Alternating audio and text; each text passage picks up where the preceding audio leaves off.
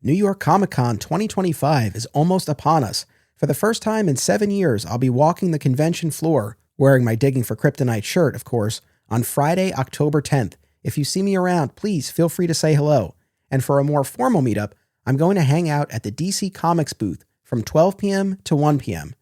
To clarify, I am not a guest at the DC Comics booth, but I figured it would be a convenient landmark. Come by, chat for a bit, and take a photo if you're around. Friday, October 10th, from 12 to 1 at the DC booth. See you there.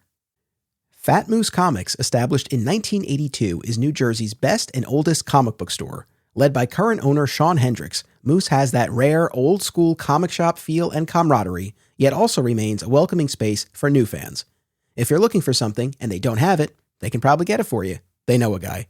Visit Fat Moose in Whippany the next time you are in the Garden State, and be sure to reach out via the Fat Moose Comics Facebook page. Aw Yeah Comics celebrates everything that is wonderful about comics, toys, artwork, and the joy they bring to people. Visit them in person at one of their 3 locations, Harrison, New York, Muncie, Indiana, or Skokie, Illinois, home to our pal, Sweet Sweet Bernie. If you have children and have been looking for a family-friendly store, look no further. Join Aw Yeah for exciting events, including creator signings, how-tos, and more. Visit awyeahcomics.com and follow them on social media. Their name says exactly how they feel about it. Say it with me now. Aw yeah.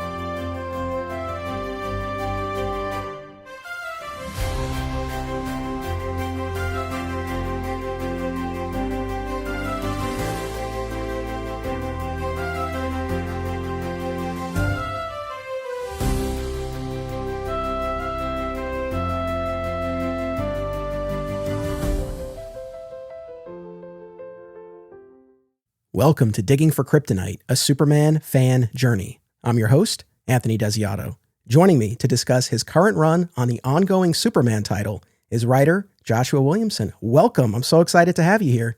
Yeah, I'm sorry this took so long. Paul Kaminsky has been on here, and you've had other people on here, and Paul spoke very highly of you, and he was like, you gotta do it, you gotta do it, you gotta do it. And then you and I emailed, and it was like, let me just get through this deadline hell I'm in a little bit. But I'm happy to be here, and we can talk about Superman. I'm always down to talk about Superman.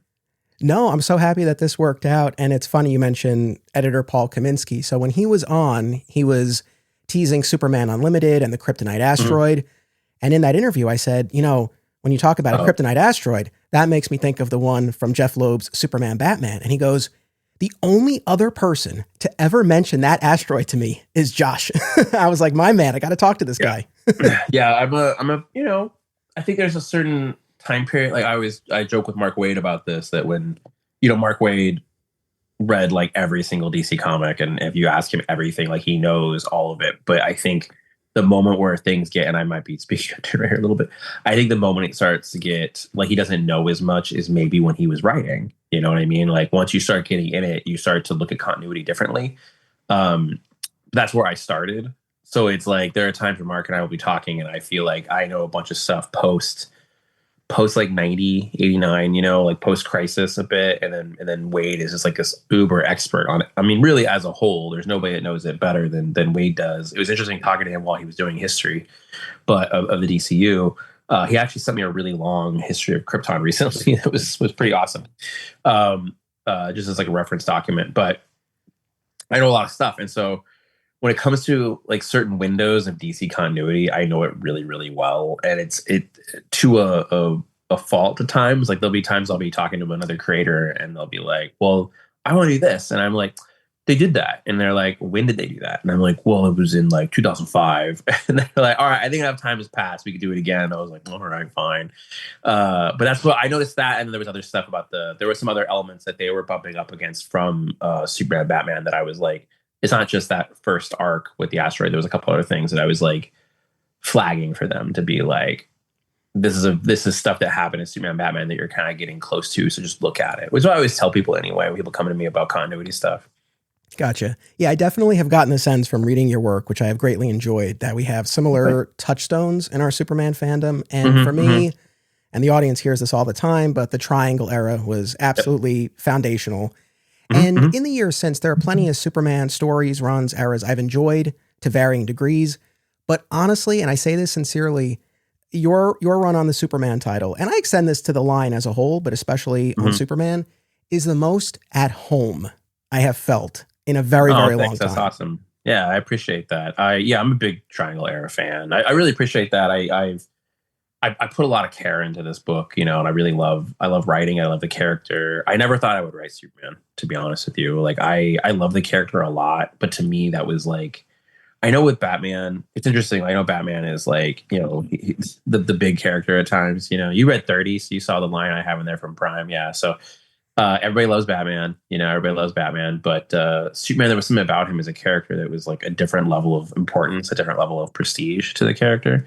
And I just thought I was never going to write him. I remember at one point I was pitching like a small thing for him, and I did the Batman Superman book, but it was different, because it was very focused on the events and it was very focused on them as a group. But it was like getting to actually work on his world. And I remember when Paul called me to talk about Superman, it was funny because I like Dark Crisis hadn't even come out yet. It was like that long ago. And he called me and he was like talking about wanting to get Superman back to that, like get it back to Metropolis, get it back to, not back to basics because, we still want it to be growing as a franchise. But he was very like, we want it to be, basically get Clark back to Metropolis was a big piece of it, right? And put a couple toys back, kind of, or put back on the table is how I saw it, right? And be additive to it. But it was interesting talking to him on the phone about it. And I was, I was deep into stuff. Like I was deep in Dark Crisis land, and I was like, "Oh, who are you gonna hire for that?" And I started suggesting people to him. I was like, "I think you should hire this person, this person, and this person." And it's funny because Slot was on that list, and I was like, "I think these people you go to." And I could tell he was like, "I don't think you understand what I'm saying." And he was like, let me call you back tomorrow. And I was like, okay. And then he had he had talked to the higher ups about offering it to me. He went and talked to the current creative teams at the time. So it was like Philip and Tom Taylor, made sure they knew what he was doing, know what he was getting, surprised us. And then he came and talked to me about it. And I remember being like, what? I was like, really? Because I just never thought they would do it. But I had a notebook. Like I still have it here. It's I've actually moved on to the next level of the notebook, but I had this notebook that I got a long time ago. It was this, it's a Daily Planet notebook. This one. Nice. And I had been putting ideas in here and then, but only a few pages worth. And then I was like, well, if I'm going to do it, I'm going to do it. And I like really went in there. I really started thinking about what I wanted to do with it and how to approach it. And a lot of that was looking at, Dan Jurgens, looking at the Triangle Era, because to me, when I was a kid, I was really into. I mean, I've always loved Superman, but there was, I think it's funny, like the hype around Superman, around Up the Superman was so massive. It was like everyone was buying Superman, and I was buying Superman before that. I was getting it before that, but then when that kicked off, it it was another level, right? Like that took what they were doing and elevated it on such a massive level. And then I think some people left after that level died down, but I didn't. I was like, I am here forever, and I basically been reading and buying Superman ever since then. But it's wild, dude. Like to think about that era of Superman is so crucial and so important, but it's also like it's the longest run. It's the longest run of story of creative people. Like I did this thing recently. I wrote it down in one of my notebooks. I was trying to figure it out, and I was like, I think after that, there were different groups that were brought in to take over Superman, but they didn't stay for very long. I mean, I think the longest was probably the Joe Casey, Joe Kelly era. Like those people were there for like 3 or 4 years. But what I figured out was like after that, no one had stayed on Superman for longer than 2 years. And you get to Philip, and Philip ends up becoming probably the closest. It's weird, dude, to think about that. Like nobody stays on Superman for longer than 2 years. And I don't like basically once you get around 2002, 2003, it isn't. And it's like Jeff kind of is on there a little bit, but then he kind of changes things. Like, but literally you're talking about maybe 2 years. Like you're getting a little over. And then Philip was on Action for 2 years and 10 months, I think. And so I didn't piece that together until recently. And I was like, it really made me look at what I was doing and looking at the Triangle Era again. But again, back to Triangle Era, dude. So when that was going on, I remember taking all of my Superman comics and laying him on the ground in the living room as a kid and laying him on the ground in order and just looking at this and being like, yeah, Superman's cool. Like I have this visual memory of this thing of just like having it all out there from, but before Death of Superman and before the Doomsday stuff like that, but going all the way through. And I think that the time I did that, it was like we were deeper in post him returning at that point, but it was just cool to have it all on the ground. And I don't know, I love that era of Superman a lot. Like I definitely think about it a lot, not just in terms of Superman, but in terms of my thoughts on DC. A lot of times I think about that moment in history. You can kind of tell that in some of my work because not just when I look at DC, a lot of times I look at the moments where I thought I worked best personally, and that was one of them. Anyway.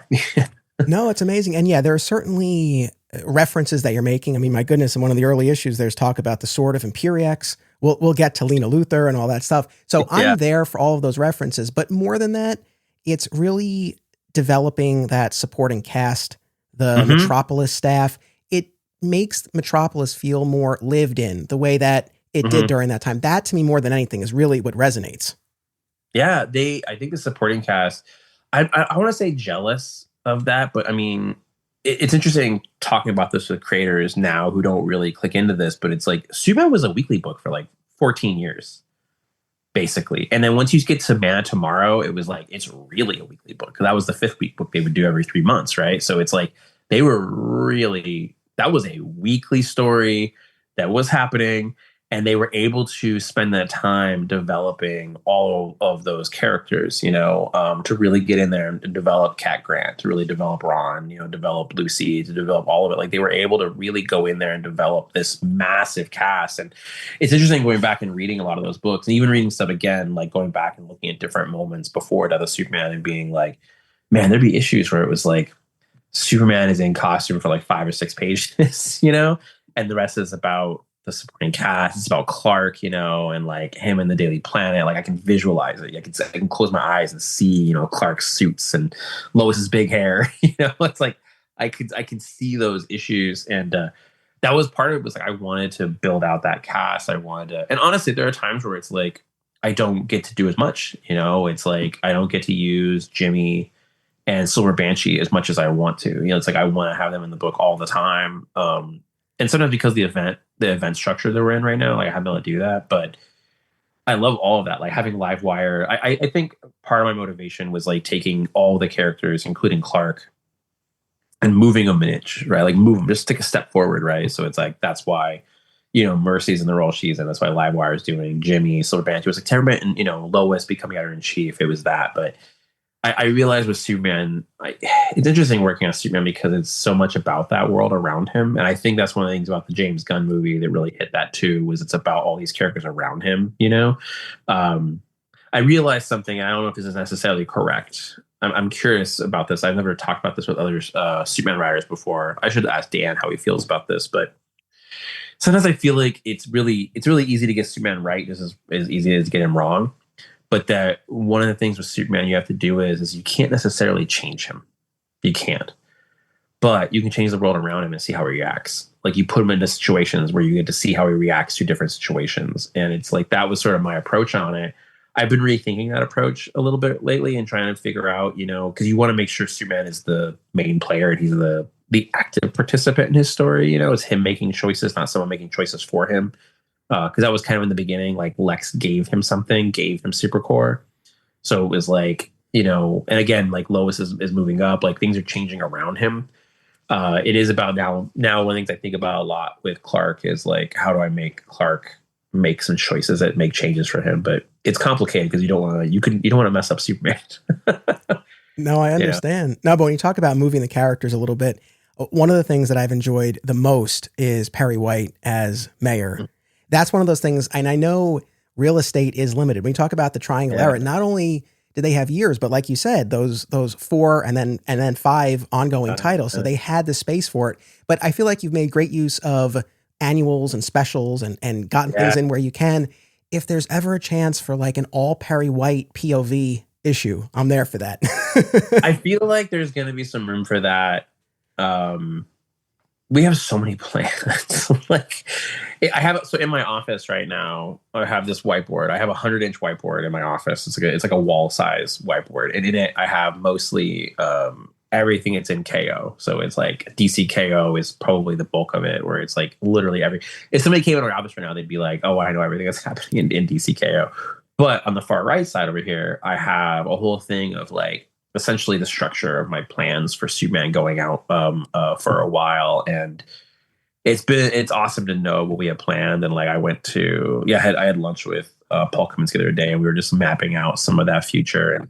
And I do, because we're so embedded in events right now, like we're going into DCKO, we're in it right now because we're kind of the prelude to it with the Legion stuff with 28, 29, and 30.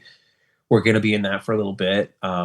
We have some really big fun plans for the book, but with that, I do want to find more room. This is something we talked about for next year. I want to find more room to have those kinds of one shots or one-off issues that are like, you know, Daily Planet based, Metropolis based, you know, stuff with Perry, stuff with Jenny, you know, stuff with Silver Banshee. Like I do want to find those spaces because, you know, Superman is so fascinating because you have this character that is, you know, he's Superman. So the story can't be how much he can pick up. You know, as much as we all love that, you know, and I think we've had conversations about Superman being a power fantasy or a strong man fantasy or, you know, those kinds of things. But it's like, it's those human pieces. And that's what I find more interesting about him. It's like with Superman, the challenges can't always be, you know, who can punch the hardest. It's what's the emotional components of that. And then it is about those relationships he has with that cast. And again, back in the Triangle era, like they did that so well. And a lot of my feelings on things come from that era. Like I will probably never really write Toyman because of the Triangle era. Like I will have small things with him because him killing Adam and stuff like that, like it never sat right with me. And it's like that's why I did that scene in the annual. If you read the annual with Kat, it's like I want to acknowledge that happened, but it also means that like it's funny. I was a kid when that came out. I was probably a teenager. I was a teenager when that came out. But I was pissed. So it's a character that I'm like, no, I'll probably never write that character beyond what I have. Like I've written a tiny bit of him. But that does, you're right. Like if you were a fan of the Triangle era, you're going to start seeing so much of the DNA of what I do comes from that era specifically. Again, I've read a lot and it's interesting. When I was working on, I wrote this note to myself at the very beginning, again, in this notebook. I have a new one. I have a new notebook now that I had to start a new one because of just, I got through with that notebook. I wrote this note to myself, and I've kind of cheated on this note at this point, but I wrote a note to myself very early on. It was like, no Grant, no Jeff. And if you look at what I did with Flash or Dark Crisis, those were really influenced by them. So it was like, when I do this, it was like, okay, no influence by Grant, no influence by Jeff, like approach things from places that I haven't seen them do as much, you know? But that also meant that like, there was no way I was going to avoid the Triangle era because that's stuff that I love and I like those characters and, you know, yeah. Yeah, no, it's amazing. Well, so, all right, I have to ask fan to fan here. So Triangle era, what are your favorite stories, events, or moments, whether they're the big heavy hitters or if they're more kind of underrated, under the radar things that maybe you feel like people don't talk about too much? It's funny. So like some of the arcs that really influenced me, I'm obviously Reign of Superman is probably one of my favorite things in comics ever. And you'll see how much Reign of Superman, that era, influences like all of my writing in general. Like I'm very, even when I work on the events and I talk about like event structure stuff, I look at that particular event a lot. The fact it's interesting talking to people. I was having this conversation with somebody recently about how long it was. And I'm like, yo, he died in 75. He's back by 81. It is not as long as you think it is. There is a gap in there. There is a gap, but it's still not as long as you think it is. It's because it was weekly.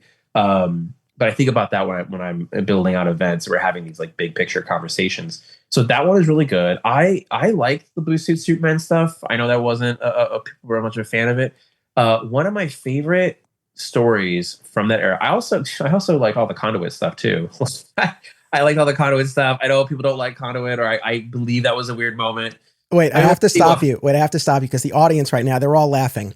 I love Conduit. Oh, you love Conduit? Okay, good. I've got the action figure on the table behind me. Oh, I love nice. Conduit. I feel like he's such an underrated villain. I love the design. I feel like he's prime for a comeback. No, you're in a friendly space here if you want to talk Conduit. That's good. I was gonna try to use Conduit early on when I started building out my notes for which characters I wanted to use. I had a thing for Conduit, and then I found out that Philip was gonna use Conduit, and I was like, great. Because I was like, I really like Conduit, but then I found out Philip was using Conduit, and I was like, I'm glad somebody's using Conduit. Like, I think that's more where my head is, that this character still exists. One of my favorite Triangle Era arcs is where, and I think about this all the time, like not just in writing but in life for some reason. It's like infected my brain. Is when Superman lost control of his powers and they were amping up without him knowing. So like, there's that cover where he's like beast mode, you know, where he's like super muscles and shit. Yep. One of my favorite scenes in that, and again, I think about this particular scene all the time for some reason, is where he's flying in to Metropolis. And then suddenly crashes because he didn't realize his like telescope vision turned on, right? And so he thought he was far away, but he was actually right on top of it, right? And he just crashes into it and just fucking like crashes into the city. Like that story, I think about that story all the time. Like whenever we're talking about just stuff with Clark in general and talking about stories, that one always pops in my head because like even when I was doing the Red Kryptonite stuff, I was thinking about that arc. So that's one that I don't think a lot of people talk about. One of my favorites is when he was up against, I might get his name wrong right now, Trapper. I think he was just called Trapper, right? He was the one who, he took Superman and Mr. Miracle and he tried to trap him inside a boom tube that was going in circles. Okay. Right? Do you remember this issue? Like he put him in a boom tube. I think his name was Trapper. He had like a mask and stuff, but he I have to look this up because that's gonna bug the shit out of me. But they're trapped in a boom tube together, and every issue is like Superman being trapped in something. I always like escape room type stories. Like I find them to be really, really interesting. Death Trap. His name is Death Trap. Okay, so Death Trap. But those like that's one that I really liked in that time period because it was like the idea that they were trapped inside this boom tube that was constantly looping in on itself. And they had to figure out how to break it. And like Superman literally uses strength to start peeling away at the boom tube itself. Like, and they start breaking it to get out. It was like, so that's one I really like. I haven't got it yet. I'm going to get it. I get, so most things with DC, if I ask for it, I can get it. But there's like, I don't want to always ask for everything. But the Triangle Era omnibuses they're releasing right now, like I want to get those. I haven't got the first one yet. I'm gonna eventually get it. But yeah, those are some I really like. That those are some eras. Those are post death. Those are definitely he has the long hair stories going on. I liked all the stuff after that. I liked when we got to the wedding. You know, I don't know, that whole era. It's like just one long story to me. You know, but those are some of the ones I think are a little underrated, like him losing control of his powers, and then. You know, I do like Blue Suit Superman stuff. I thought it was cool. I guess I'm not as, maybe this is I find it's funny. With Flash, I was really precious about things. With Flash, I was very precious. And with Flash, it was all about rebuilding the Flash family. That's my goal, and getting all these pieces back to where I thought they needed to be. And I was really, really, precious about a lot of past stuff, right? With Superman, I'm oddly less precious. And I think in the 90s, because the character went through so many changes, that it made me, I don't know, less like, this is the only, I don't have this is the only way Superman should be in me, right? Like, I think some people have an attitude of like, Superman can be written one way and only one way. I don't have that in me. I love when there's different interpretations of the character. I love seeing different people's approaches to the characters. I was a big fan of all the different Elseworlds that came out then, you know? And so it's like, and stuff like that, where it's like, you know, Reign of Superman is really fun, is awesome. I really do love that story a lot. And then when you get to Blue Suit Superman, I was just like, this is cool. This is fun. But also, I think at that point, I already had the math in my head of like, they're going to come back at some point. And I think maybe that's because of coming in when I was like a hardcore reader. All of comics was going through this moment of like, we're going to try some wacky stuff. You know, it was like the fact that Hal and Bruce, like all these characters were kind of getting shifted away for a moment. And then we saw them all come back. I think by the time we got to Blue Suit Superman, I was like, this is going to be a cool story. You know, it wasn't like, this is how it's going to be forever. It was like, this is going to be a fun story. How is he going to get back to be Clark? Like, you know what I mean? Like my brain was already wired into that. Yeah, no, I'm a fellow fan of that. You know, when we get deeper into Millennium Giants territory, that's where it starts to lose me a little bit. But overall, oh man, dude, it's so funny, man. Like when we were talking about No Justice and we had the Mega Titans in that, I was very like, oh, this is like Millennium Giants. So like, I was a fan of all of those 5-week events, dude. So it was like, you know, and it was funny when I think back about how they were 5-week events. Like, you know, all of those like Genesis and all of them. Like I was buying all of those. I was definitely like a hardcore. I mean, I think you could tell I was a hardcore DC kid. I read a lot of stuff. I mean, I read a lot of Marvel stuff too. I definitely read a lot, but I definitely was reading like everything that DC was doing. You know, I think early on I would go to Costco and Costco would have these giant packs of comics. You give them like $20 and it was like everything they published that month or whatever. And so I was just reading everything, just everything. But yeah, I like all that stuff. I don't know. The 90s is such a fascinating time. And then it shifts gears and it becomes less weekly. And it never really got back to that, I think. Like, not in a bad way, because I still love all that stuff because you can see like clearly I liked Brainiac 13. You know, I liked that whole storyline. You could tell because I brought Lena back, you know? Yeah. Yeah. We got to talk about that because we talk about Lena. Yeah. So I started this podcast with the Loeb Kelly era and then we went through it again. And I've had both of those writers on the podcast. I'm such a huge fan of that tail end of the Triangle era. Yeah. Yeah. And so we've talked a fair amount about Lena and until your run, it was just sort of this thing where she was rescued at the end of Our Worlds at War, restored to being a baby. We saw her a few times after that, and then she was gone. And I figured between Infinite Crisis and the various crises and continuity altering events that followed, she was just lost to continuity purgatory. And then she showed up in your run. I can't tell you how happy I was to see that. Was it a surprise to you? Because I don't remember if we told people. It was a surprise to me. If it was out, I missed it. We had put her on covers or anything like that, or we had talked about it. Yeah, man, he gets that baby back. He gets the baby. Superman literally is like, be a good father. Gives him Lena and is like, be a good father. And then Lex becomes president and that kid is never seen again.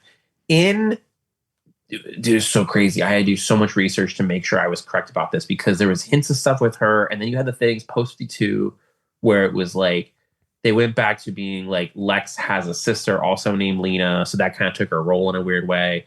But at one point in the 2000s, they had a 12-issue Jimmy Olsen series where Lena was in it, but she was revealed to be like an AI program. So it wasn't really her. So this was the Superman Metropolis. Matt, we just did an episode on this. So you really? Oh, you know what I'm talking about? Yeah. Okay. Yeah. So that was the closest. And Brittany, who is a great editor at DC, she edits the current Supergirl book.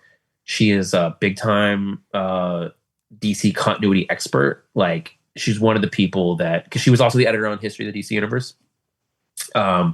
She will stump me on DC history stuff, particularly when it comes to like Teen Titans and Titans. Like she will like mess me up when it comes to continuity. Like I'm like, I thought I knew stuff, and then she's like, no, it's like this, and you're like, oh my god, she really knows this stuff really well. She was the only other person that knew that when I started talking about Lena. She was like, well, you know, she was in this Metropolis book and blah blah blah, but then she's AI at the ending, and I was like, I'm glad somebody else read it and they had the exact same interpretation of it that I did. So I was like, it's not really her. Where has she been? And I was like, I'm maybe sometimes I'm too particular about continuity, but I'm like, I think once you put these things on the table, they're always available to play with. Like, let's just play with them. It's all right. And the fact that she had been just completely erased, but you can see that all my work, like look at Green Arrow, I'm always like, what got erased? Let's put it back. Like, but one of the things I learned from DC working on Flash was that you can't just bring him back for the sake of bringing him back. There has to be a story involved, right? So it's like, that's what actually made it hard to bring back Bart and Flash, because my DC nerd brain was like, I want Bart because I freaking love Bart back. But then the question was like, what happens after that? What are you doing with him? Is he staying in the book? You know? And then it was like, I was thankful that Bendis was doing Young Justice, because then I could be like, boom, bring him back, put him in Young Justice. With Lena, that was the question, was I couldn't just bring her back. I had to give her something to do, and I had to give her a role. And it was like, okay, having her kind of play this role with Lex, with Mercy, with Clark, you know, to kind of build out this character, and then eventually let her move on from the book and live on in Supergirl, because it was like that was one of the important parts to bring her back. Because this happens sometimes, like you create a character and then you leave that character kind of in the dust because you move on to their book, and then that character kind of like disappears, which is pretty much what happened with her, I think, originally. So it was like, I was like, I want to make sure that we do a cool story with her, and then she goes this way. And then I was like, I had a very particular plan for her, because I was like, because we also knew Brainiac was coming, and I was like, she has this connection to Brainiac, and I was like, she has the scars on her forehead. I was like, all of these pieces, and then Dan Jurgens actually got to design her. So it was like this marriage of all these pieces of DC lore that I liked, like her, that era, but then she went missing, the Brainiac 13 stuff, all of it. I miss writing her already. Like I'm very happy that she's a Supergirl, but it's like I definitely have.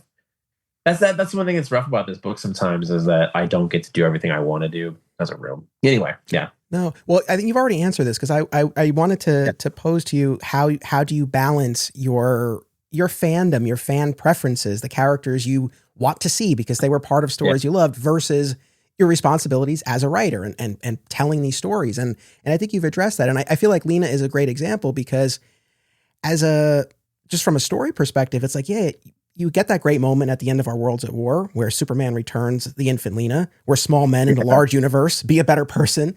And then that's kind of it. You want that moment of reckoning. You want her to confront Lex about him giving her up to Brainiac. So it paid off great, and also put that character back on the board. So I couldn't be happier.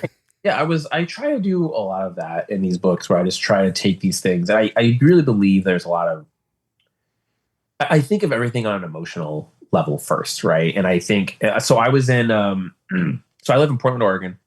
15 years ago, Bendis, he started doing a class here in Portland.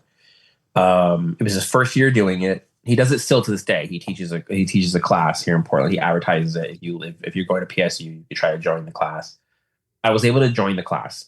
I was able to find my way in, and it was really fascinating, because this is 2010, so you're talking about like, this is really Bendis is in it with Marvel and doing the stuff he was doing, and talking to him about things. And he said this thing to me that I still think about to this day when we talk about these books. Is he was like, you have to let the characters react to things.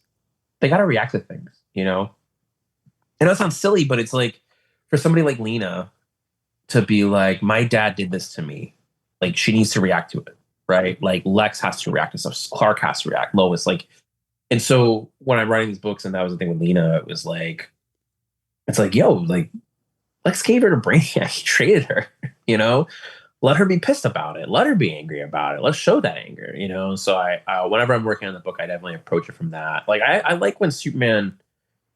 I like when Superman gets a little angry. I like when he's human. I like when he gets a little angry, gets upset about something. He's not perfect. Again, it's hard with Superman sometimes. I think there's an expectation that he can do no wrong, but it's like, that's boring, So it's like, I like the version of him that debates things, that has a doubt for a moment, like, he's super hopeful, but there's a difference between hopeful and deluded. And I don't want to ever write him as deluded. Yeah, I mean, I have to say, right from the jump, what he wrestles with in terms of working with Lex, really resonated. And when he says to Lois early on, he's like, I feel like Lex is the only person I ever gave up on. And Jor-El and Lara gave him this tremendous second chance.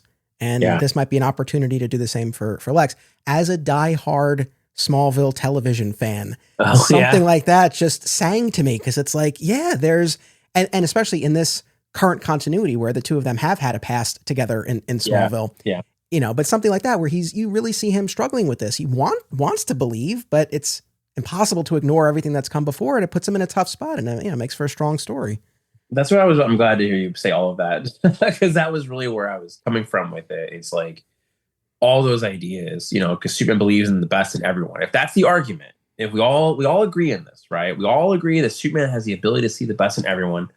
What about Lex? Like, that is the conversation. And I was really where I was heading to with that. We were at a summit one time. We were at a summit and we were talking story. And I started talking about whether or not Superman would trust Lex. And somebody in the room was like, he would never trust Lex. And I'm like, then which is it? Like, which is it? Is this a person who believes in, who is hopeful and believes that people can change and believes the best in everybody? Why would he exclude Lex from that? And you can have it because what Lex did. Okay. But, so I have this theory about writing, particularly writing superheroes at this stage. It's sort of a meta thing. The conversations we have, they have. The argument that we have, they have. Right? So if you and I are having an argument about whether or not Superman should trust Lex, that is the same argument they're having. Right? I believe that. And so I think that if somebody is going to him and they're like, you can't trust Lex, and Lex is like, but what if I need to? What if I have to? Like, and do I believe that this person could potentially, redeem themselves? And redeeming is hard. Redeeming is not an easy thing. I think some people think redeeming is like one act. It is a lifetime of acts, depending on the situation. And I think with somebody like Lex, that's really where you have to come from, is that like Lex's redemption work isn't, I saved you one time and I say I'm redeemed. And this is something I think you see a little bit of this with the Prime stuff that we're doing, where it's steps.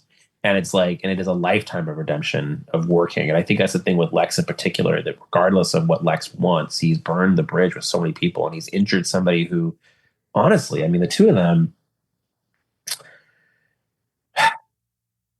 it's hard to talk about two people who have known each other almost their entire lives. They are connected, right? They have been in each other's lives for a long time. Right. Obviously, with Clark, the person that's been in his life the longest is Mom and Pa Kent. Right. But then once he gets to Metropolis, there's less of them, which sometimes bothers me, too. It bugs me sometimes that they're not in the book, book enough. But that's a whole other conversation. I want to do more with them. I have a whole thought on Mom and Pa Kent that I'll get to eventually. I have a whole thing about how I think he should share his Superman life with them, not only his Smallville life. I think that, sometimes I think Ma and Pa Kent should be able to see the moon. You know what I mean? I have a whole thought process on this about how I think he only shares Smallville with them. He doesn't share Superman with them. That I'll eventually get to. But you have these two people. You have Clark and Lex, who know each other almost their entire lives. They've had ups and downs. They've had friendships. They've been enemies. What are they now? Like, are they enemies? Are they friends? But at this point, because they've hated each other, they've tried, Lex has definitely tried to kill Clark many times. Superman would obviously never try to kill Lex, but he's wanted to punch Lex in the face many times. They've had these conflicts that they have had this entire time. What are they now? Are they friends? What does that relationship look like? And if you've known this person your entire life and they come to you and they say, I need your help, what do you do? And you're fucking Superman. At the end of the day, if you're Superman, somebody comes to you and says, I need your help, you are going to help them. And so that's my take on Clark and Lex. And that's what a lot of the stuff I put into that is that. If you're Superman, it doesn't matter who they are, if they come and ask for help, you're going to help. Even if it's Lex Luthor. Yeah, no, I hear you. And I felt like somehow you managed to have your cake and eat it too with Lex in this run, because from the jump, exactly to your point, the characters are debating the same things we are on this podcast or people are in the comic shop. It's like, well, are Lex's motives actually good? Is he actually trying to help? Has he really changed? You assume as a reader at some point he's going to turn, they're going to fight, it's going to be a whole thing. And we got a Superman Lex fight, but it was the clone that Mercy activated. And we were still then able to retain this Lex who had undergone something, right? Mm-hmm. And so I felt like we got the best of both worlds, because you're expecting some sort of confrontation, but it came in an unexpected way. And I got to ask you this, because circling back to my conversation with Paul, when I had him, it was right before like issues 24 and 25 were coming out, if my math is right. And he had alluded to a disagreement that the two of you guys had. If memory serves, I think it was about Mercy's heel turn. Does that ring any bells? we had a lot of talks about where Mercy was and what her emotions were and whether or not, because we don't want her to be like only doing what she's doing because she loves Lex. I think is was part of that conversation. We came to an agreement on that though. Like Paul and I are funny because every once in a while we'll have a disagreement and then we sit down and we go, okay, this is what it is then. Like we always try to find the path to the answer together. It's one of the great things about working with him. We definitely come at things from different points of view. He's funny because Paul really, really loves Superman. Like it is his favorite character. And so I think he definitely is the more, if he listens to this, I hope you love me, Paul. He's probably the more precious of it than I am at times. He's more protective, but it's literally his job. His job is to protect that character. And I'm over here being like, well, then what if Lex Luthor shoots this guy in the head? We have a rule with Superman. We try to make sure he's never presented as a dummy because people sometimes write him as he's dumb, and that's one of the things that Paul's very adamant about is like, and that's why you'll notice there are times where like, I'll have Superman do, like in the issue where Lex was fighting his mom and Clark had to be the one to find the cure in the lab. It was like the roles were being flipped around. It was things like that. But I love that when he's like, no, when Superman's like, no, you listen to me now. Like this. Yeah, that was great. The dynamic with two of them, and then the dynamic is not over. I mean, they're both. This is not a spoiler because they're on the covers. They're both in KO together, and so a lot of the stuff we've been building it continues through. And actually, next week I have to write an issue that really focuses on Lex and Lex's journey, and it kind of explains his mental state where he's been, between 25 and DCKO. Like because in 27 he left, and his whole thing was like, I'm not gonna say a word because that way Clark can't find me. Like do everything I can to hide. And then you saw he went to Nanda Parbat, like he's been there. And then you read 30, so you saw what happened in 30. So it's like, we do get some stuff with him building out like what he was doing in between and why he's in DC KO. And it does continue a lot of the stuff he was telling Clark back in 28.5 of like, I'm the man of tomorrow because I can do what you don't do. Right. Like that's the point he was making to him, was that like, I am the man of tomorrow because I can do what you can't. Like I'm willing to do the things you're not willing to do. And that's what the future needs. And that was the argument. And that argument will continue during DCKO. Like literally that conversation continues through. I'm not done with Lex in any way, shape, or form. I think he's my it's funny, like he's my favorite villain in comics is Lex Luthor. I have struggled calling him a villain sometimes. I really like that character a lot. He's done bad things, but I love writing him. One of the things, I mean, Superman is funny to write because he's, he always does the right thing and he has such hope in his heart. But I also really love writing jerk characters. And so it's like all my books, I always have some characters a little jerky in them. There's always like Damien was easy because he was the jerk in the book. But it's like I'm always able to put somebody in who's a little snarky, somebody who's a little bit condescending. And that was the role Lex plays.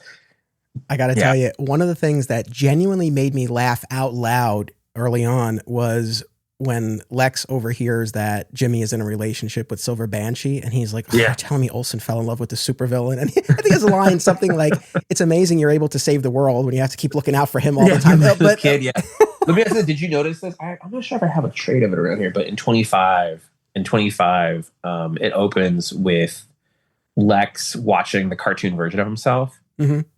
And he says, I want to shoot it in the face. And at the end of the issue, he's fighting basically another version of himself, and he shoots it in the face. That was me playing a game of he's gonna shoot a version of himself in the face at some point in this story. I was trying to I would hope by the time I am done with Superman with this book, I would hope that people can read it as a whole, read it as a totality, like read the whole thing, and then realize the things that happen in the end were planned from the beginning. Like you can see all these little things. I love doing stuff like that. I love like subtle foreshadowing that you're not going to pick up on until the second read, I think, but that's going back to the very first page of Superman #1 is Mom and Pa Kent talking about how everyone is going to tell Clark who he is. Everyone's going to tell Clark who he is. He needs to figure out who he is. And that's why Lex is telling him who he is. And everyone, and that's something throughout the book, is everyone telling Clark who he is. And Clark ultimately has to know who he is. He can't be told that. And that was the point that Mom and Pa Kent make on the first page. And again, that's why I do want to get back to Mom and Pa Kent at some point. And I have the stuff that we have planned, like you saw, we talked a little bit before, some of the stuff is teased in the Omega Act special. There's a lot of really cool stuff coming in the book. Did you want to talk about? Let me ask you this though, because here's the thing. I have a question for you because I'm curious about this and people's reactions to it. Were you surprised to see Prime? I was, but very pleasantly. It's again, I don't mean to keep Are referencing. You cool with Prime? Yeah. So yeah, because here's the thing. I don't mean to keep referencing episodes that we've done, but it's just funny that I feel like we're very much on the same wavelength because not too long ago, but before Prime returned, we did a whole crypto episode. We counted down our favorite crypto moments, and one of the things was the moment from Death Metal where crypto inspires us redemption, and we end with him in this pocket universe with a new start. And in that episode, I was like, yeah, I wonder. I don't think anything's been done with him since. I wonder if we're going to see it again. So no, I was very pleasantly surprised. And I'm not blowing smoke here. The whole idea of him having this sort of meta commentary in the past, I don't know that it's totally landed for me in the past, but I'm on board with it now. And for whatever reason, it just clicked this time around where it's like, yeah, no, that's how he knows these characters. Like he knows it from this and he's coming at it. I'm trying to make him less angry. I've always liked his character. I'm a big fan of Infinite Crisis. I don't think that again, anyone looks at my work, you can see it. I think Infinite Crisis is a really great event. Like there's a lot of the way it worked in general, the build into it from Countdown, the everything about it, 52, like all of it, I think worked really well. Yeah, I think it's one of the blueprints for an event working is that one. But part of that is Prime. And I think the stuff with him, I feel bad for him that those moments where he like accidentally starts killing them, and it's an accident at first. It's an accident.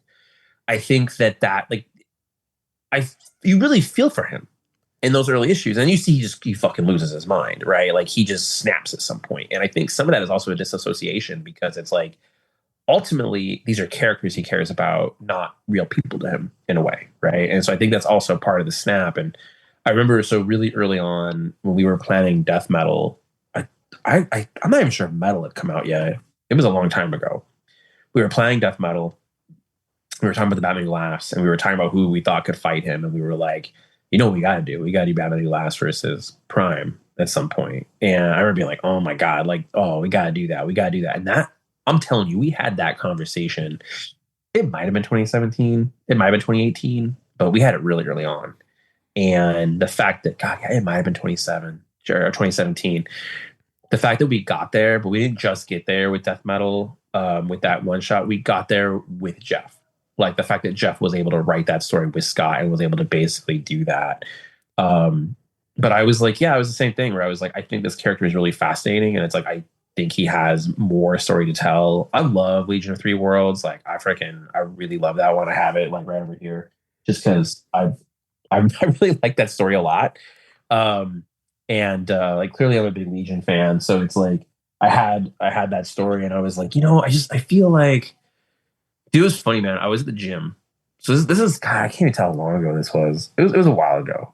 I was at the gym and I was jogging and I was just thinking about the book and the direction of the book and what I wanted to do.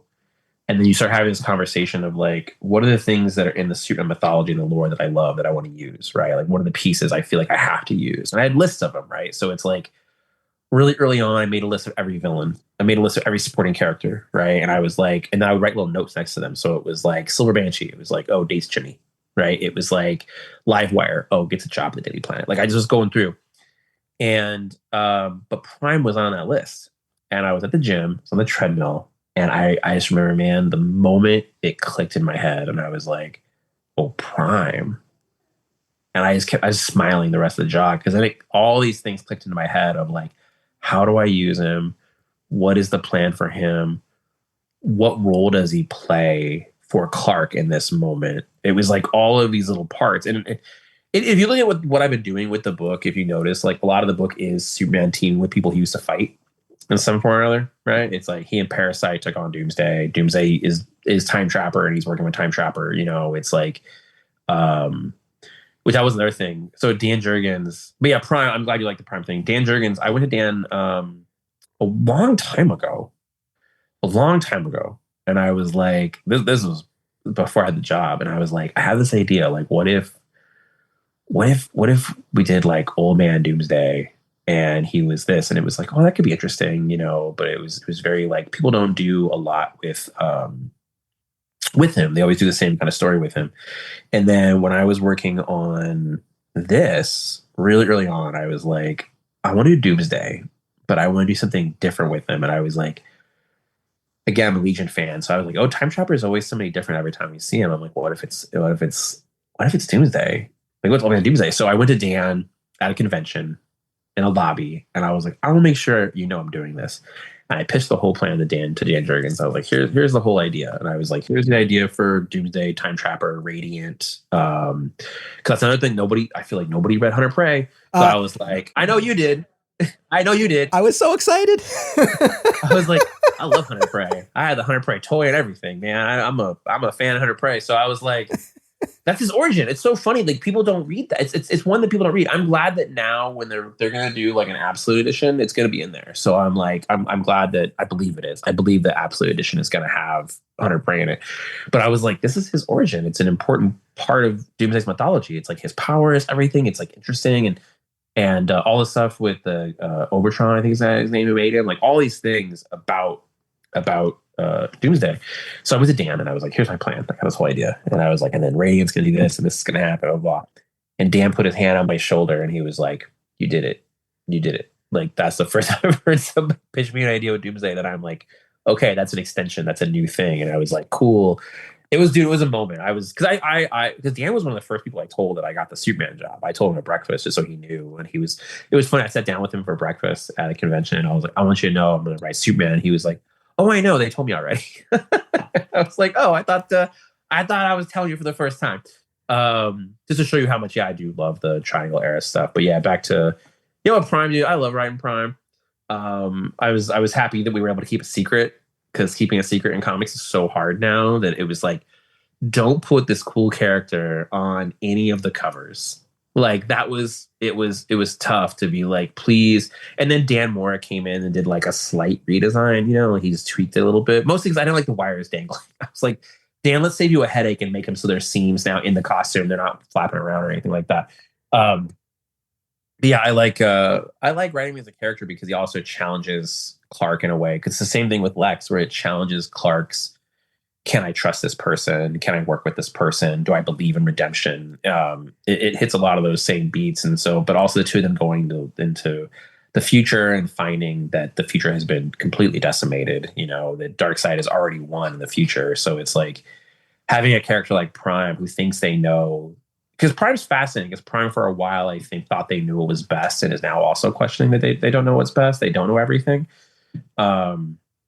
Yeah, I love writing Prime. Prime is Prime and Clark together is something I don't think a lot of people thought we would see, but there we go. Well, first of all, I'm so happy for you that you had that moment with Dan Jurgens. That's amazing. Oh, dude, Dan is great. Yeah, Dan is great. But no, I agree with Prime. I've become a lot more sympathetic towards him going back through that whole Infinite Crisis journey, and especially when you see the backstory, you see those years he spent outside continuity. Superman and Lois had each other in that other realm. he had Alexander Luthor being like, how do we fix this? Like I mean, it's the same with, I think, with Pariah. Like all those characters that kind of went through Crisis, they all should be a little nuts. My love of the TV series Smallville is well documented, and there's one rewatch podcast that's always at the top of my queue. Always Hold On to Smallville, hosted by our pal, Zach Moore. Zach and his guests bring great insight, passion, and humor to each and every episode. And the podcast continues with more great Smallville and Superman talk now that their series rewatch has concluded. Listen wherever you get podcasts, and keep an eye out for the other shows under the Always Hold On To banner, including Arrow, Star Wars, and more. We all love the big-budget superhero films, but the world of independent cinema remains a place of unbridled creative freedom and entrepreneurial spirit.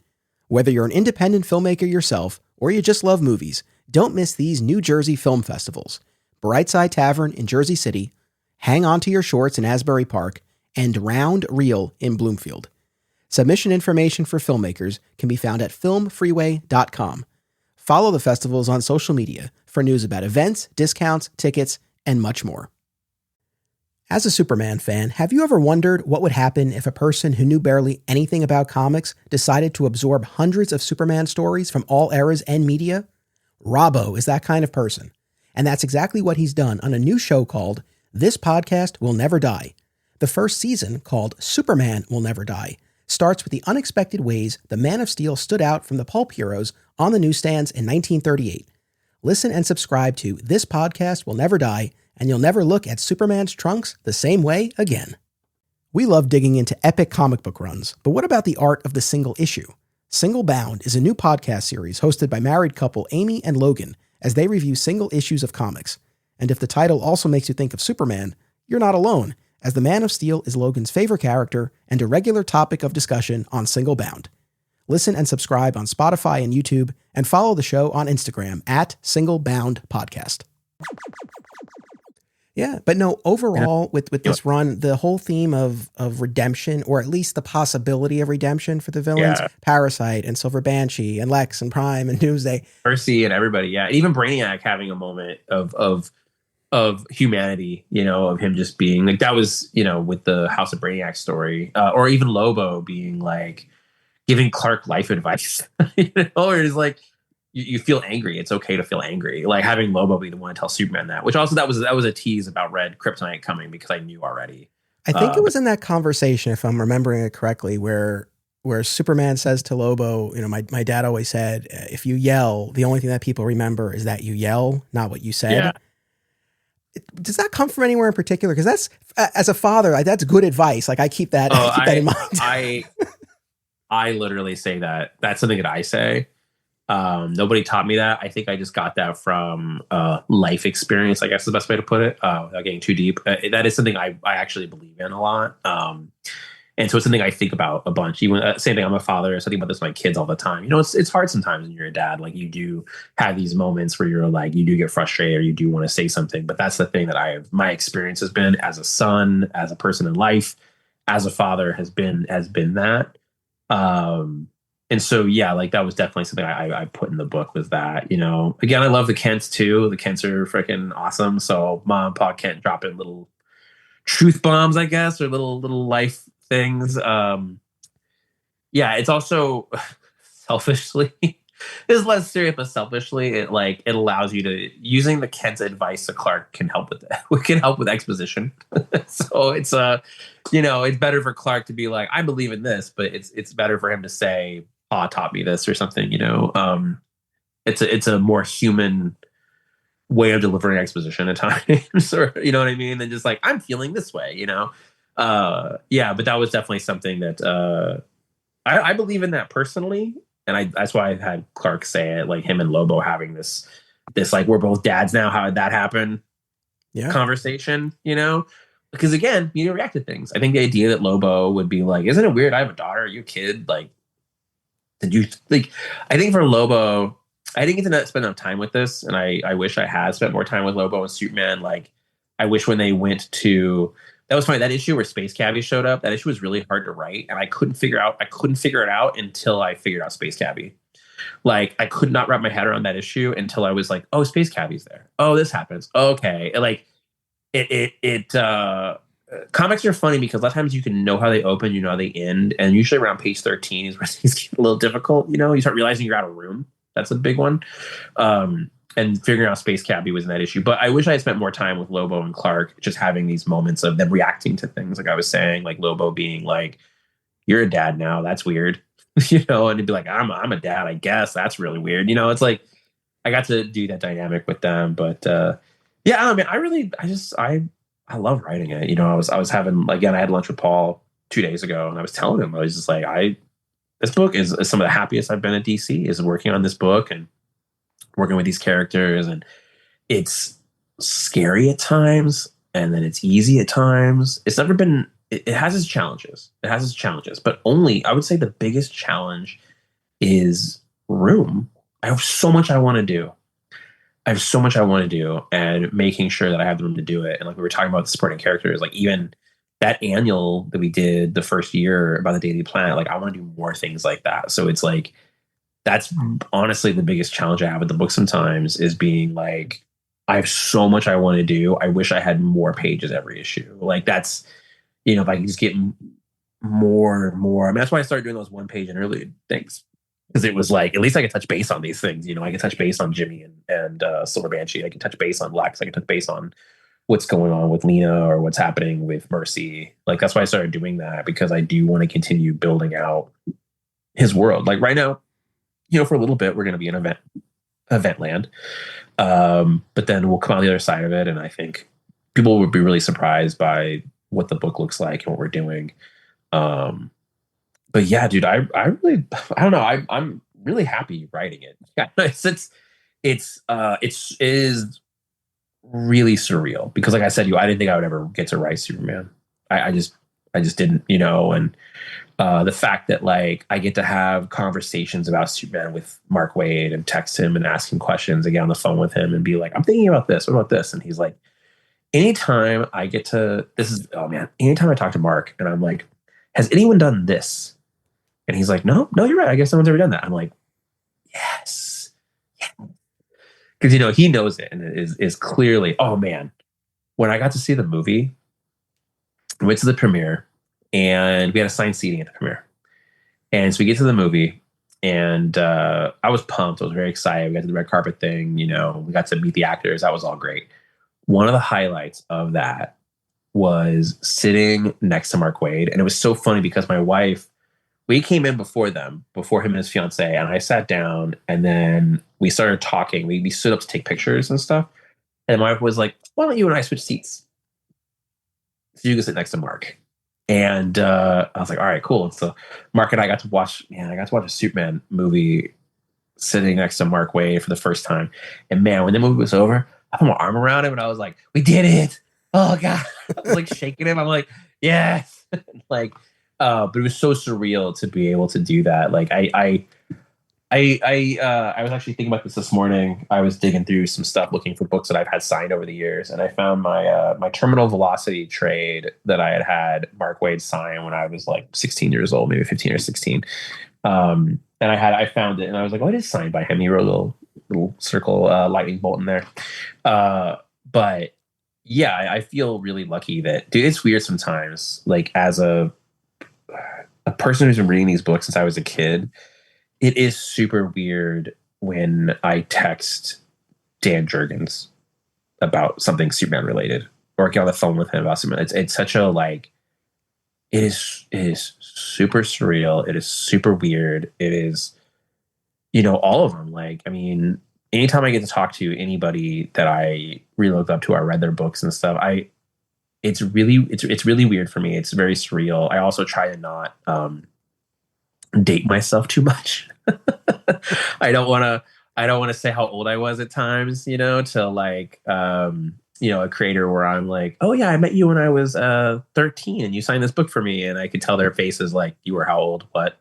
Like, you know what I mean? Like, I try not to, but with Dan and Mark, I mean, it's just, man, it's super weird, dude. There are times because I really love this character. I love so much his mythology, and I want to do so much more with the character. And I have so much like ideas and pieces, like toys. I shouldn't call them toys, but like pieces of his mythology that I want to play with, But things like like the Lena stuff. It's like there are things like that, and there are other characters that I want to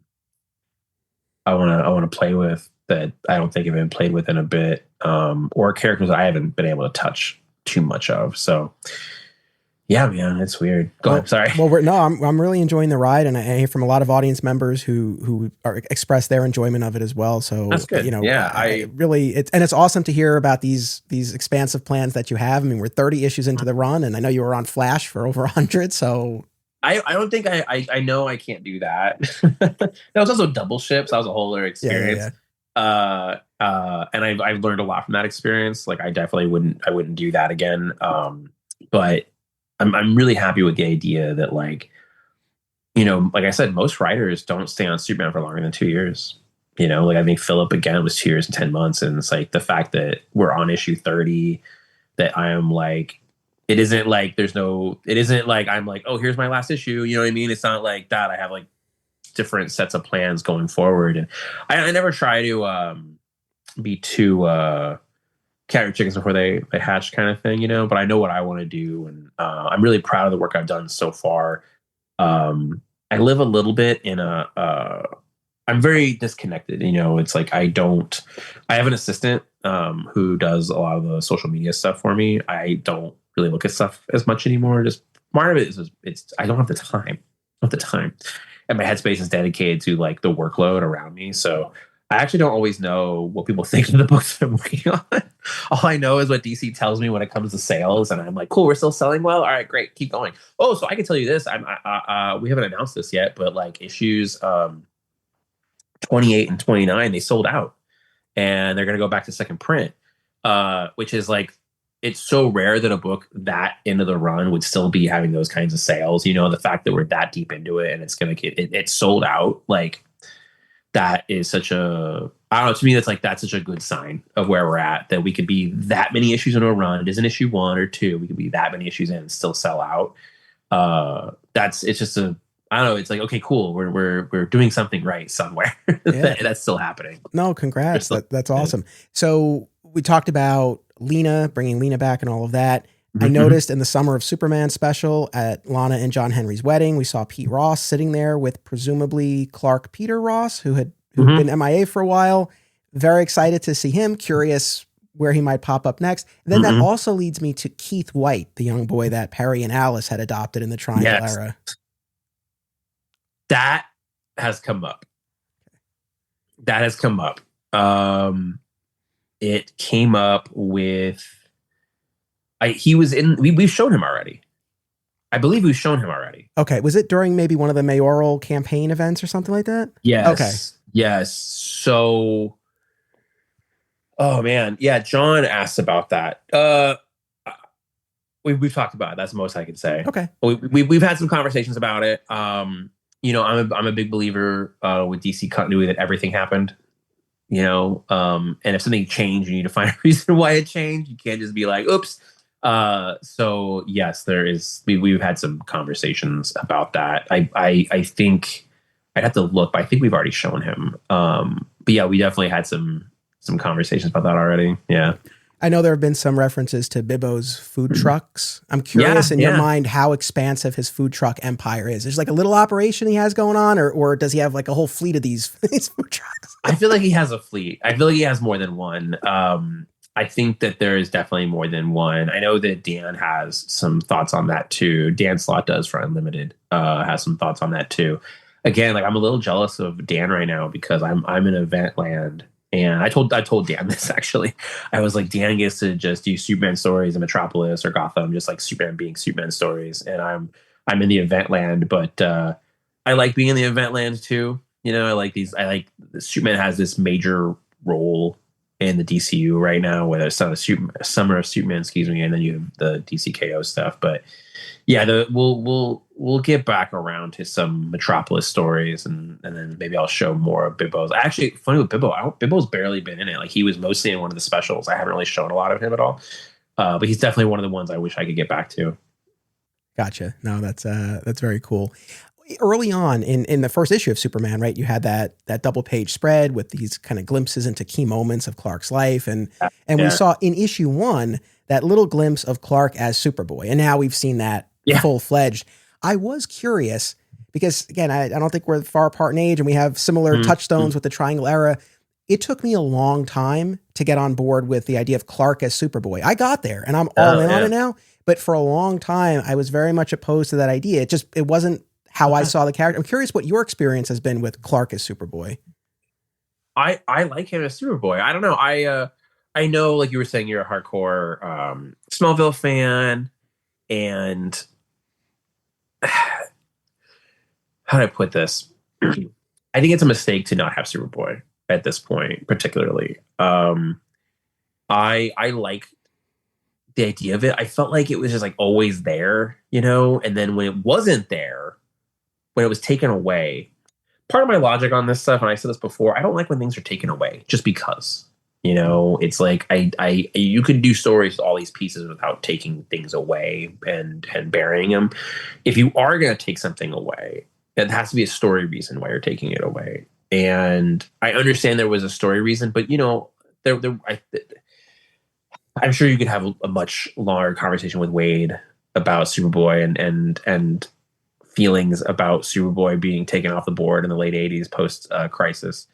Um, I prefer him as Superboy. I don't think that he could have been Superman for very long, but I just like those stories. I like the idea of it. I like the idea of Clark training.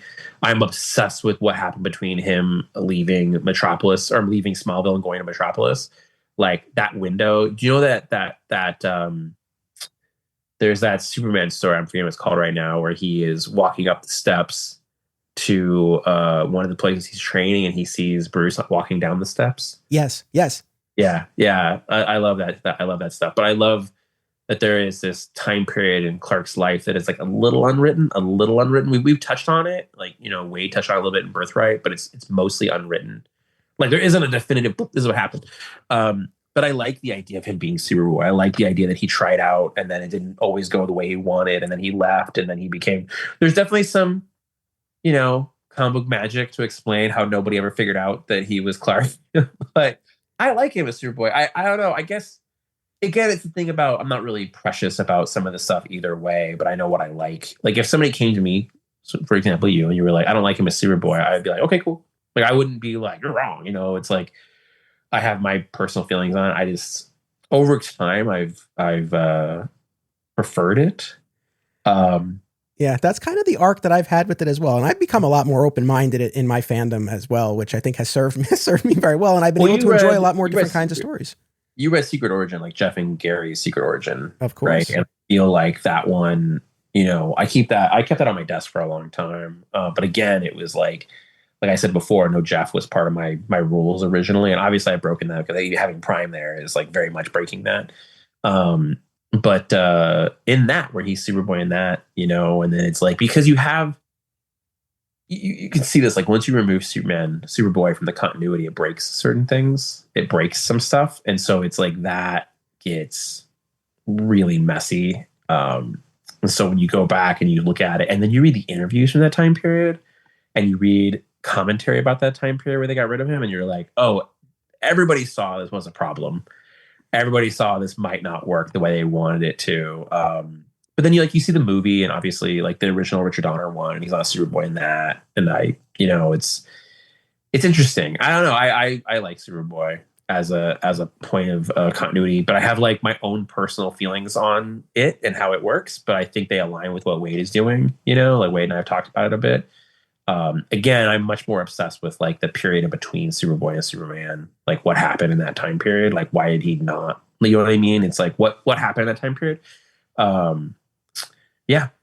Interesting. Cause I know Wade has talked about in his long-term planning, there's an idea of some sort of break where he will stop being Superboy and then sort of go on a Birthright type quest before Superman, enters the picture. So, but I'm fascinated by that time as well. And yeah, I've really gotten on board with Clark as Superboy. I want to jump to Jimmy just for a second.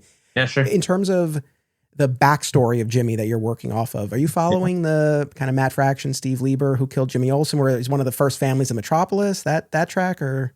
I believe that is true. I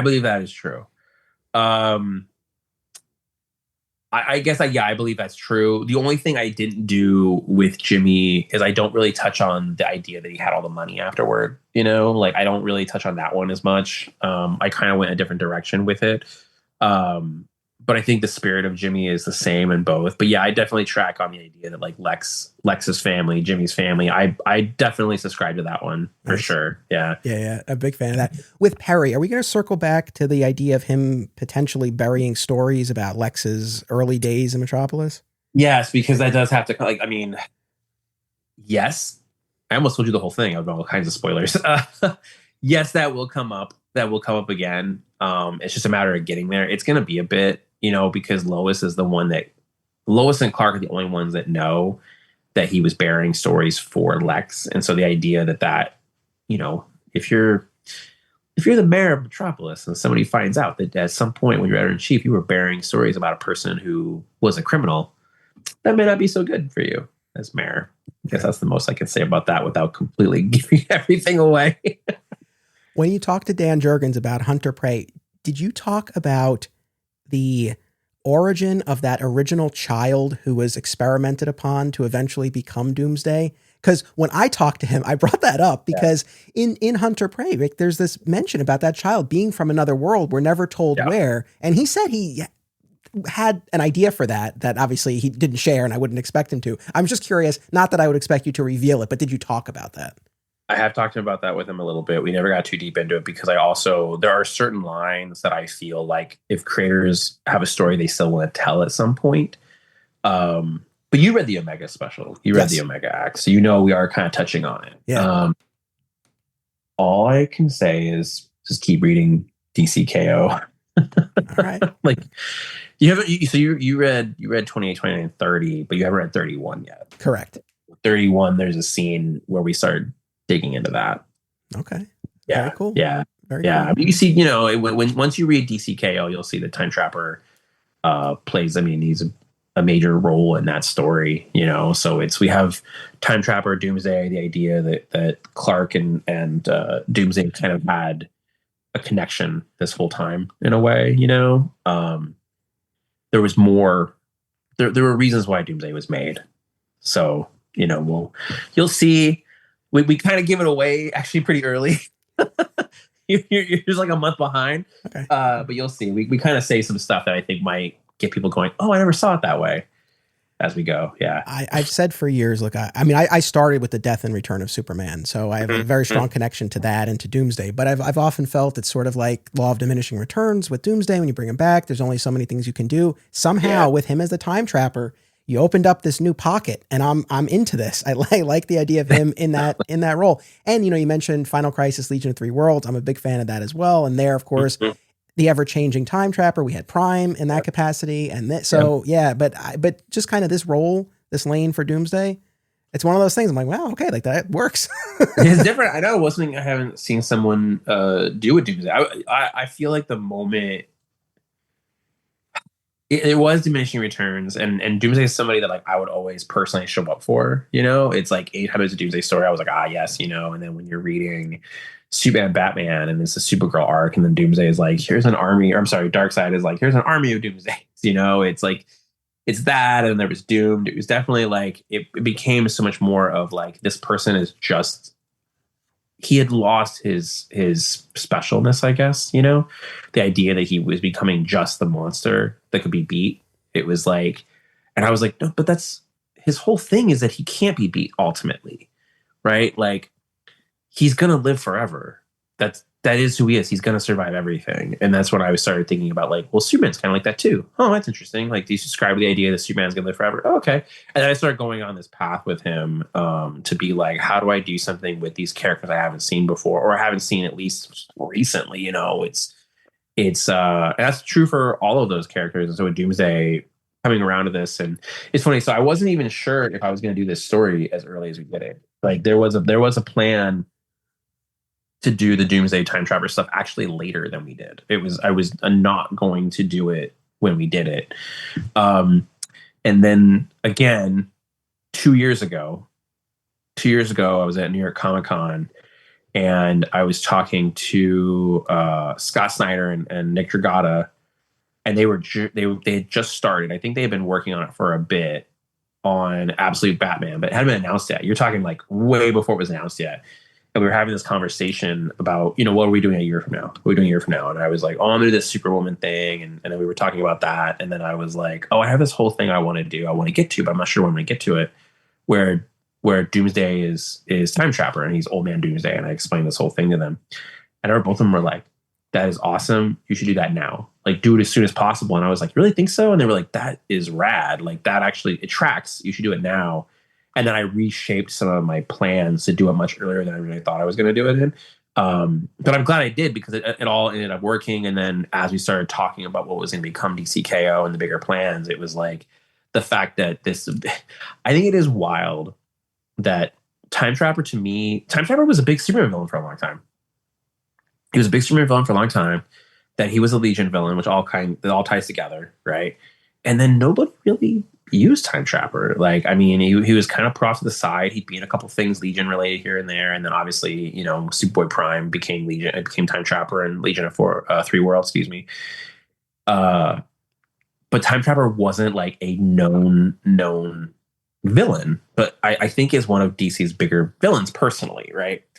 To now have Time Traveler be like a main character in a Superman book, but also a main character in a Superman, like an event story, is so wild to me. Scott always calls him Old Man Doomsday. But yeah, to have that character in the book the way it is I don't know. I like that what we're doing, and it's all fun that we get to take some of these ideas and put little spins on them, and do that with Doomsday and do something different where it's not just Doomsday is like, I'm here to smash things. It's like, no, this is there's so much more to this character, and that's what Hunter Prey to me always said is like, this character has a really interesting history and a backstory, these connections and all these things that were happening about his origin, his creation.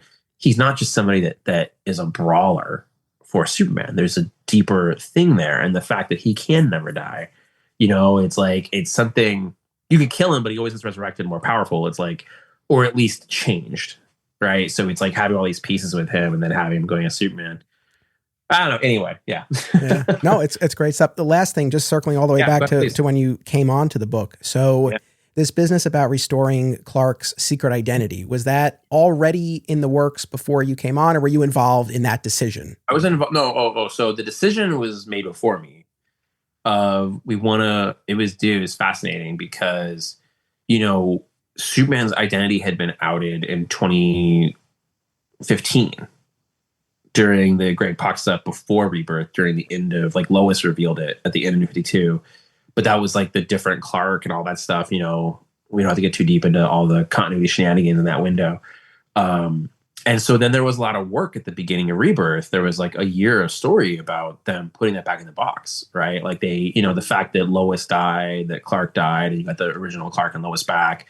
But then it was like, oh, Mxyzptlk has been fucking with stuff. So Mxyzptlk, like, is able to merge all these ideas together. And at the ending, you get Clark is no one knows anymore, right? And so that's like 2016, like end of 2016, I think, right? We finally get all that, like Superman Reborn comes together and they do all that stuff.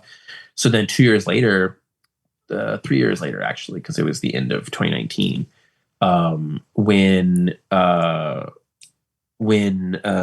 did it again, the conversation then was, well, how do you put it back this time? If you're going to put it back. And so they came to us, to me and Philip and Tom Taylor, and they were like, we want to put it back.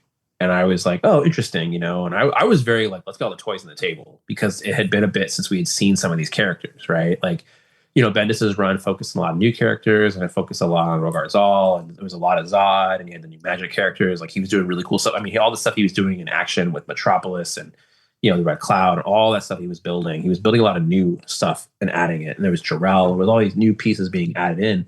And I was like, oh, I just want to see him fight Parasite. I want to bring in Lex and Parasite and Metallo. And I remember having lunch with Philip, and he was like, I have a big Metallo thing. And I was like, great. Like, Metallo, you're doing Metallo. I'm going to do Parasite. I'm going to do this. And we had all these conversations about like, where were the classic villains at? But yeah, so they came to us and they said, we want you to put it back somehow. And there was all these conversations of like, oh, does something happen in a Dark Crisis where it just gets wiped away? And then it was like, and I didn't feel like that was right. And then it was, oh, maybe Mxyzptlk does it again. And I'm like, no, we just did that. And so I was sitting in my old office. This is so long ago. I was sitting in my old office, and I was like, I don't like the idea of just doing away with the work people have done, right? So I'm like, how do you do this? Because I don't think Clark would do it, right? And I'm like, how do you do this? How do you put it back? It can't be Clark. And then I was like, Lex does it to punish him. Like, it's something that Lex does to find a way to hurt him and control him. And that's when I went and I pitched that to DC, and I was like, here's the idea, is that Lex does something that makes it so he erases it as a form of punishment. We will get back to that. Like, there is a plan to get back to that very particular thing, that what happened with that, because we don't want to just do it and never touch it again. We kind of ignore it a little bit now. Because it gets tricky, because it's like, why does Bruce remember? Why does Diana remember? Why does Martian Manhunter remember? Why does the Justice League remember? Why does Lena know? Why does Lex know? Why does Mercy know? It got tricky. With them, it was easy, because it was like, well, Lex made sure that him and Lena, Lex made sure that him and Mercy were taken care of when he wiped everybody. But yeah, so we will get back to that at some point. But that was definitely something they came to us, and they were like, we want to do this, and it was like, okay, it's one of those things. Sometimes the company as a whole has things they want to do, and then it's on us to figure out that puzzle. And that was, ultimately what I came around to was like, it's Lex punishing him. It's Lex hurting him. That became the way I felt the best way to do it. I felt respectfully doing it, Yeah. Yeah. No, it was great. I love the mechanics of it, using Manchester Black and then getting that confrontation with Clark and Superman in space and all this business about, you didn't share your secret with me. You can't share it with the rest of the world. Like I wrote that scene. So Philip was actually the one that said, what if it's Manchester Black? And I was like, oh, dude, yes. Like Lex, and then we had this whole thing. And I was like, well, can he kill Manchester Black? And that was a whole conversation. And then in that issue, in Action 1050, when we did that, all the scenes that were drawn by Dragata were written by me. I wrote the page breaks for that issue. So I wrote the whole, like, here's what's going to happen. And then gave it to Tom and Philip to then like evaluate and kind of sign off on it and be like, I want to do this. I want to do that. I want this scene with this piece. And then I wrote most of the actual Lex Superman confrontation. So the conversations that they were having, I wrote most of that. And then once it changes art to Clayton, and Superman is using the white sun powers that he got during War World, that's all Philip stuff. Like the scene with Batman, that was Tom. But anything when Lex was monologuing, that was all me. Like, as you know, I like writing Lex and I love Lex monologues. So all the Lex monologue stuff was all me. Yeah.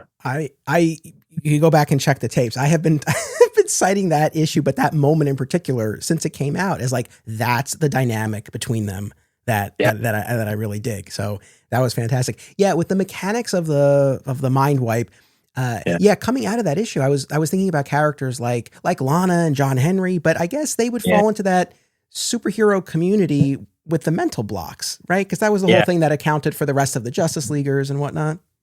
Yeah, and we'll get. I promise you, there is a plan to revisit that in a way that will again.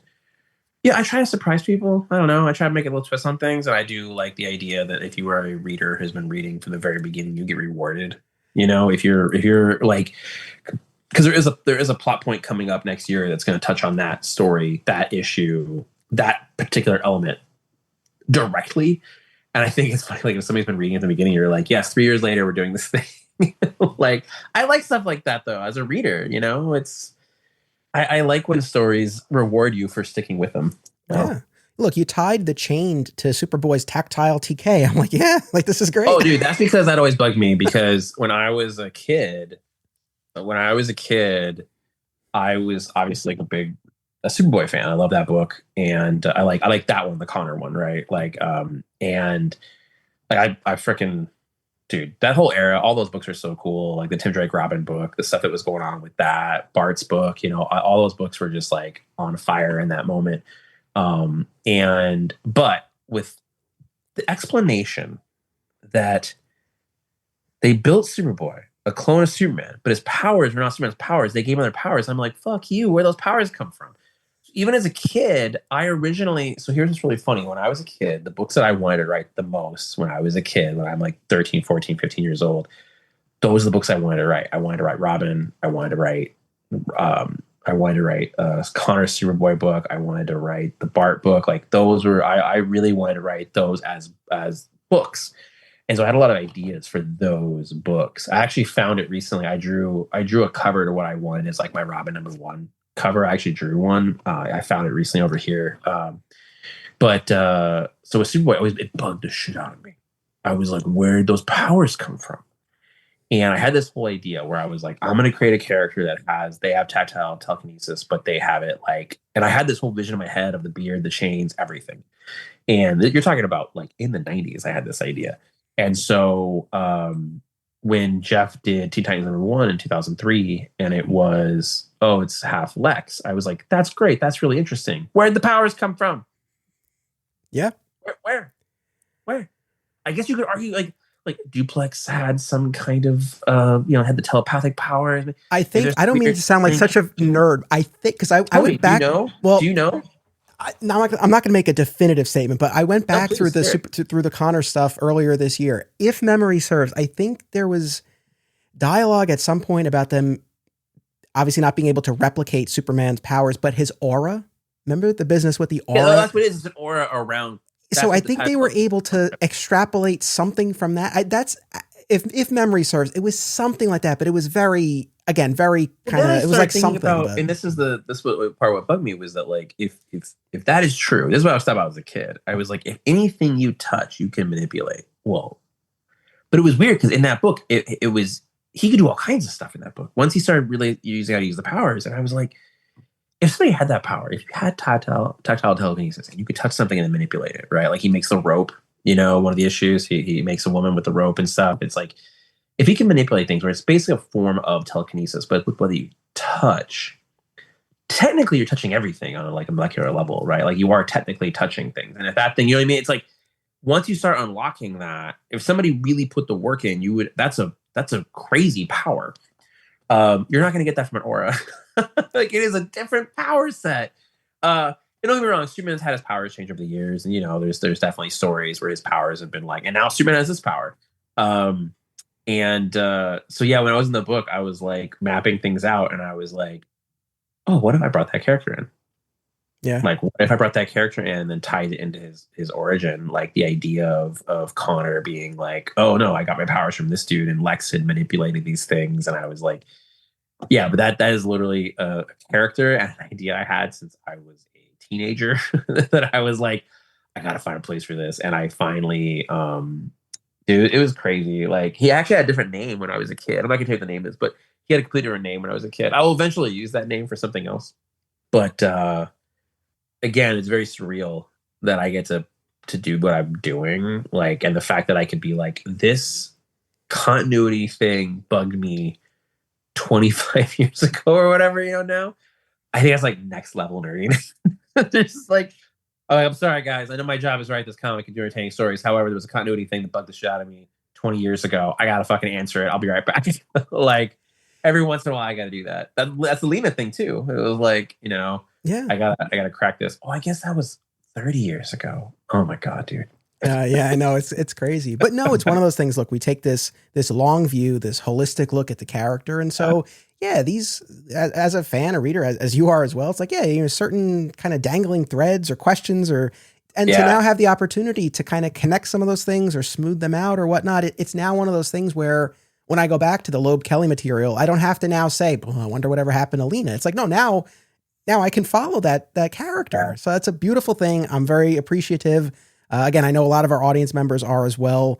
And I really just thank you so much for taking the time to join me for this. Yeah, thanks for hanging out today and talking Superman with me. I'm always down to talk about Superman. I really do love the character. And well, awesome. Thank you for having me on. I hope your listeners continue to read the book. I promise you a lot of stuff, fun stuff coming. The stuff I'm doing, Wade's doing, what Slot's doing, what Sophie's doing. We have a lot of really cool Superman stuff that's coming, and I hope you trust me with this character that we all love. Yeah, and I know the big thing coming up next, DCKO. Yeah, DCKO is a big Superman story. He's a major part of it, obviously. So there's a lot of stuff coming with him, and that story is really interesting. I mean, he's the one that is arguably the strongest character in the DC universe, the most powerful character, you could argue, in a way, right? And that means different things to different people. And when you're confronted with this idea that you might be the only one, like it's hard for Superman to. It's interesting with this. I guess I'll end this is like we always have these debates about, we all know Superman's the strongest. Does Superman believe he's the strongest? Does he believe these things? If we're all like, oh, Superman's gonna win every fight, it's the same with Batman. It's like Batman always wins. It's sort of quote one of the things, but it's like we get to play with these ideas and have someone like Superman going through something like this and being told repeatedly the only way to win is for you to not be yourself is hard for him. So you're gonna see that, to be all about the power. And that's not who Clark is. He's not all about the power, so it's to go into a story where it's like everyone is telling you again, you're the most powerful. It goes back to the original thing of like everyone is always telling Clark who he should be and what he is, but only Clark gets to tell himself. So I'll leave you there. I hope you guys read DCKO. It is pretty nuts. It does get pretty wild, and I think the stuff we're doing with Clark and that story, and the stuff we plan for next year is going to be it's going to be a roller coaster ride. I hope people like it. Looking forward to it. The last thing I'll say, you and I have something else in common besides a shared love of the Triangle era. Both worked at comic book shops. Oh yeah, I worked at a comic book store all through high school and college. So Same. it's like, yeah, I put my work in. I did my job. I can still make I can still bag and board some comics. I can still make a box. I can do it, you know. I can still hear myself going through the bins. You know, it's I'm still always a little bit of that person. You know, I was thinking about this today actually about this office because I need to clean it. It's a little messy right now. This room is fairly big. It can fit. I could probably put 2 SUVs in here. That's the size of this room. It's pretty big. I have like a kitchenette, a bathroom. I have like different sections. I have an arcade over here. It's a fairly big room. And I was like, man, it's so crazy. I've just been surrounding myself with this kind of stuff my entire life. Basically, I was like, it does kind of remind me of a comic book store at times in here. There's a bunch of unopened toys over there, and then I have a bunch of books and stuff. Like it's just, I'm always surrounded by myself. Like as you see by your background, we're always surrounded by this stuff. It's like we never leave it behind. Even when we stop working at the comic book store, we're still there in a way, you know. 100%. Yeah. All right, I'm gonna let you go. I'm gonna get back to work on things. Again, thank you so much for taking the time to hang out. Yeah, no, my pleasure. Thank you, audience. Make sure you keep tuning in. And until then, as always, it's about what you do. It's about action.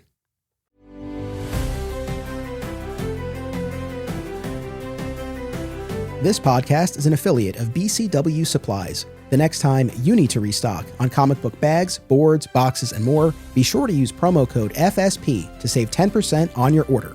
That's FSP for Flat Squirrel Productions. It helps support the show too. Thank you. By popular demand, Digging for Kryptonite merch is now available at our TeePublic store. Visit the link in the show notes to get your DFK shirts, hats, mugs, and more. Support the show and receive exclusive content, including the spin-off podcast Beyond Metropolis, by becoming a member at patreon.com/Anthony Desiato. My sincere thanks to all patrons. Please subscribe, rate, and review today via your platform of choice, and continue the conversation by joining us on social media. Flat Squirrel Podcast is also home to another exciting episode in the Adventures of Superman, now covering the color era of the classic George Reeves series. Subscribe today. Digging for Kryptonite is a Flat Squirrel production. Key art by Isaiah Simmons and theme music by Dan Pritchard.